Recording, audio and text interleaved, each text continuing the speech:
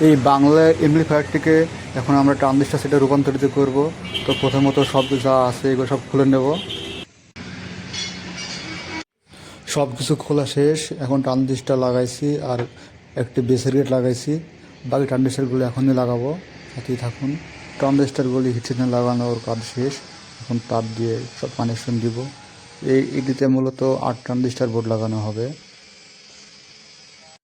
সেটার কাজ complete. Customer চাইলে পরবর্তীতে আর বাকি 4টা ট্রানজিস্টার লাগাইতে পারবে। এটা হচ্ছে সেটার ফাইনাল লুক। এই সেটটি দিয়ে একটি 15 ইঞ্চি স্পিকার সুন্দরভাবে বাজানো যাবে।